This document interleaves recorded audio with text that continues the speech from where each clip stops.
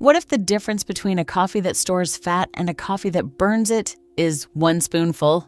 Right now, in kitchens all over the world, people are drinking the exact same cup of coffee every morning and getting completely different results. Same beans, same caffeine, same routine, but some of them are quietly turning that cup into one of the most powerful fat-burning tools of their entire day. And they're not doing it with a pill, a shot, or a $400 supplement stack. They're doing it with what they add to the cup.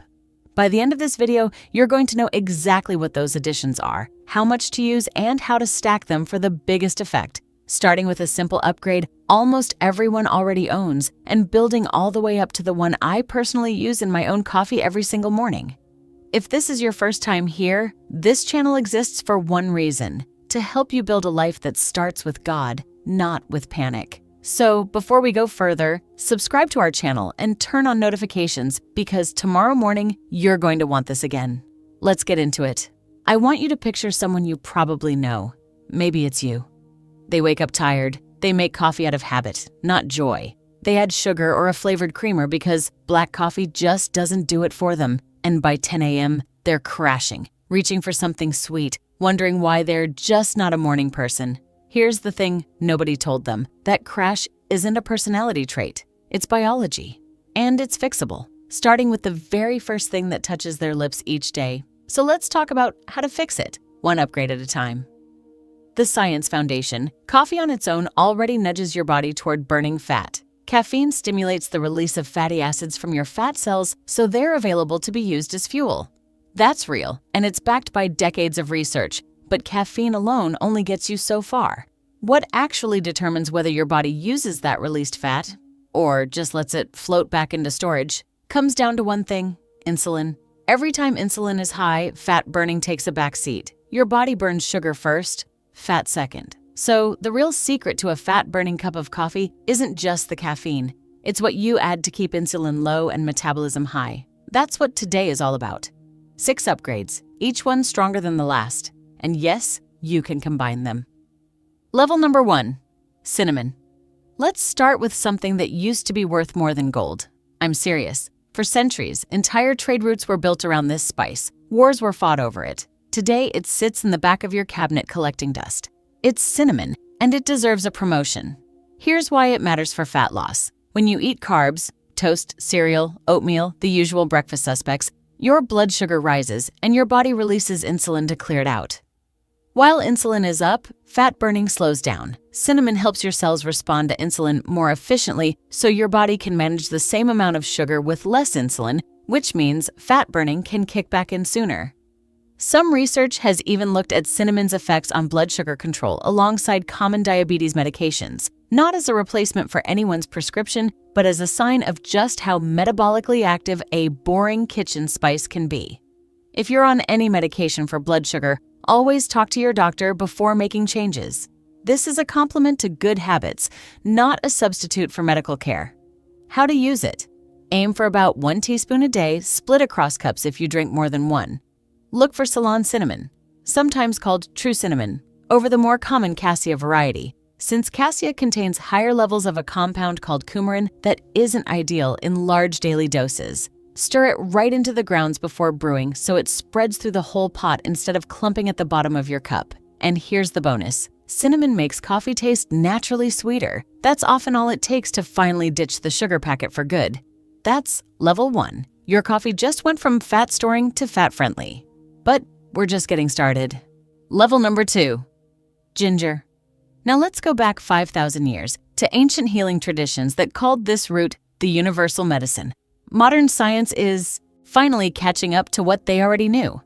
Ginger does something fascinating. It increases the number of calories your body burns simply digesting food, what scientists call the thermic effect of food. You are, quite literally, burning a few extra calories just by processing your meal. On top of that, ginger, like cinnamon, helps your body handle carbohydrates more efficiently, meaning less of what you eat gets shuttled into fat storage. How to use it? Start with a half teaspoon of ginger powder, working up to a full teaspoon if you like the kick. Fresh grated ginger works even better. Keep a knob of it in the freezer and grate it straight into your cup. It lasts for months and takes seconds to use. Pair it with the cinnamon from level 1, and you get something special. Cinnamon smooths out your blood sugar, ginger cranks up your calorie burn during digestion, and together, they turn your coffee into a genuinely spicy, genuinely powerful metabolic upgrade. Level number 3. Raw cacao. Long before chocolate bars existed on grocery shelves, ancient civilizations called this plant the food of the gods. They didn't drink it as dessert. They drank it for energy, focus, and endurance. Cacao is rich in plant compounds called polyphenols, which research suggests can help your body lean on fat as fuel instead of relying so heavily on sugar. But here's the part that changes people's mornings the most. Cacao contains a compound often nicknamed the bliss molecule, which interacts with the brain's pleasure and satisfaction pathways. Translation? If your brain keeps chasing something sweet after breakfast, cacao can genuinely help quiet that craving. Naturally. How to use it? Use raw cacao powder, not standard cocoa. Many cocoa products are processed in a way that strips out the beneficial polyphenols. Add 1 to 2 tablespoons per cup. Stir it into hot coffee first if you're making iced coffee, since cacao doesn't dissolve well in cold liquid. And add a tiny pinch of salt. It cuts the bitterness without needing any sugar at all. Add cinnamon on top, and you've basically built a Mexican mocha-style fat-burning coffee. It tastes like a treat. It performs like a tool. Level number 4. MCT oil or coconut oil. Here's something wild. Your brain makes up a small fraction of your body weight, but it demands a massive share of your daily energy. When your brain senses fuel dropping, it sends one very clear signal: eat.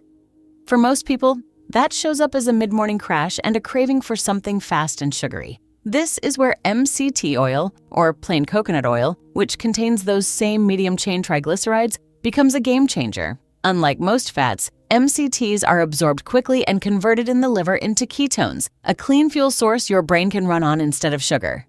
Here's the beautiful part. Caffeine helps release fat from storage, and MCTs help your body actually use fuel instead of storing it.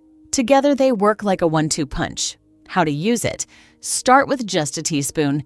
Jumping straight to a tablespoon can upset your stomach. Blend it into your coffee rather than just stirring, or it'll float on top and never fully mix in. Look for cold-pressed organic options when you can. If you practice any kind of intermittent fasting, this is also good news. Coconut oil and MCT oil don't spike insulin, so they can help you stretch your fasting window without white-knuckling through a craving. Level number 5. Collagen protein. You've probably heard about the wave of medications helping people manage hunger by working with a hormone called GLP-1, a natural hormone your gut already releases when you eat, which slows digestion and signals fullness to your brain. Those medications are a legitimate tool for the people who need them. But here's something most people don't realize. Certain everyday foods can support that same natural pathway, gently through food, not as a replacement for medication, but as one more way to help your body feel satisfied. Collagen peptides are one of them. Research has linked collagen intake with increased fullness signals and, in some studies, greater weight loss compared to not supplementing at all. How to use it? Let your coffee cool for a minute or two after brewing, then stir in 1 scoop of collagen peptides. High heat can affect the protein structure, so a little patience goes a long way. Pair it with a splash of lemon water beforehand. The vitamin C actually helps your body use collagen more effectively. Combine it with the coconut oil and cinnamon from earlier levels, and you've got what a lot of people call a protein coffee. Creamy, satisfying, and built to keep hunger quiet for hours. Level number 6. Moringa.